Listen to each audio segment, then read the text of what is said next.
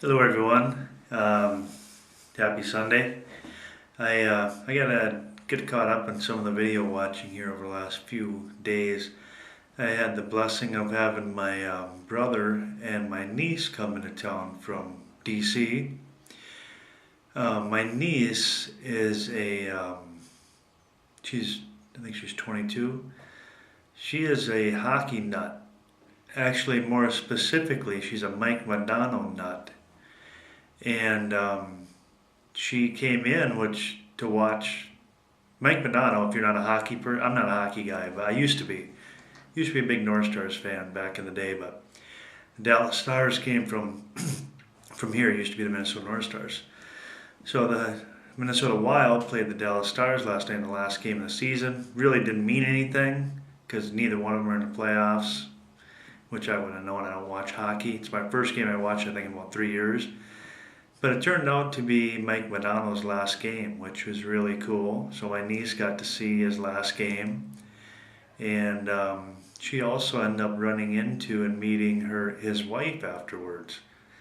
So it was really cool. It was just really a blessing to have them in town and spend time with them. And usually all the nephews and nieces are together, and it's kind of chaos and stuff going on. But she just came into town with my brother and just got to know her more than I ever have.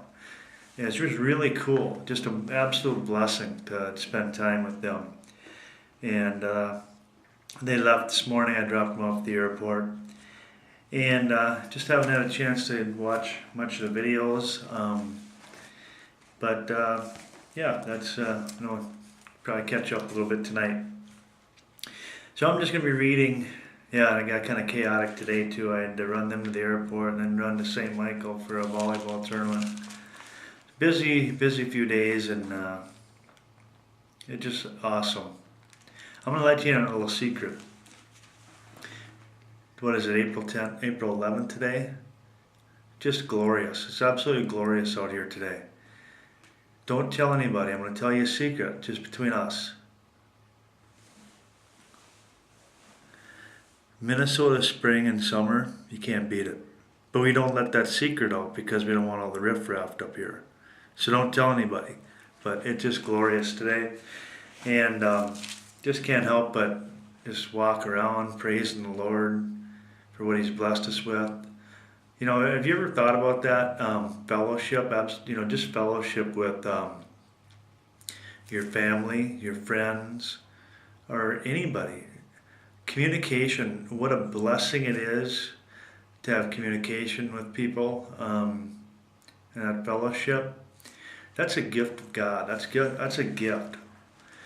If you spend eternity separated from Him, you won't have that. You won't have any fellowship. You won't have any communication. You'll be condemned to outer darkness, and it will seem like you're the only one there. And I don't know, it just sad. That's beyond words. So anyway, that's that. I'm going to get into just a few verses today. Start with Philippians 4:8-9. Finally, brethren, whatever things are true,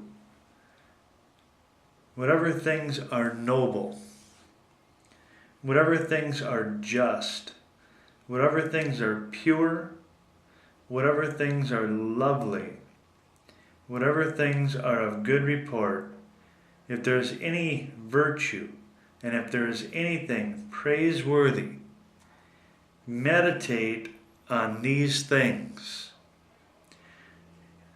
The things which you learned and received and heard and saw in me, this is Paul now, these do, and the God of peace will be with you.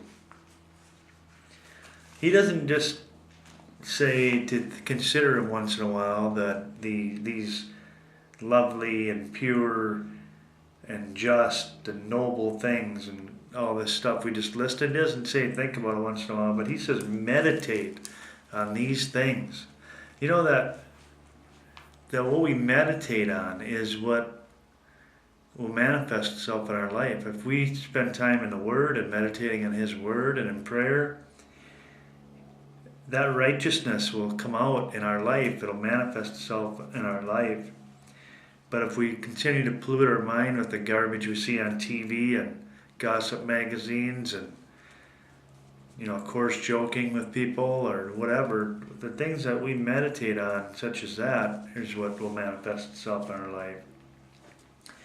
And in Matthew 5:6 it says, "Blessed are those who hunger and thirst for righteousness."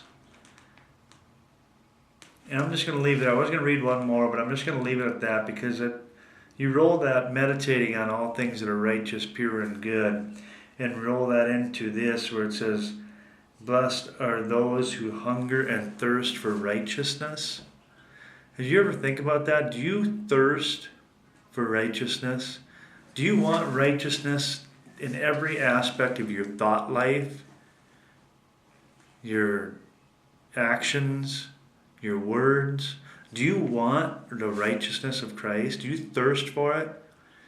I mean, if you're coming through the desert after a couple days of not having any food or water, and your tongue is sticking to the roof of your mouth, and you're thirsting, you're absolutely dehydrated and about to just throw in the towel and give it up. You're just that far gone.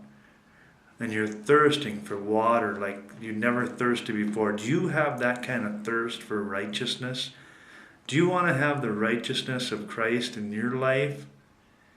Or do you just want to put on autopilot? And hey, let's just see what the Lord does. I was like that for a while after I got saved, where I thought, okay, the Lord freed me from the bondage of some of that garbage I was into. And I was striving on my own for so long, and finally I just gave the Lord my absolute surrender, and He freed me from that bondage.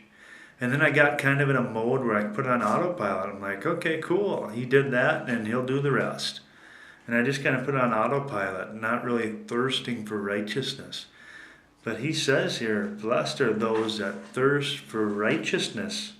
But then what does He say about it? "For they shall be filled." All right, God bless you all. We'll see you.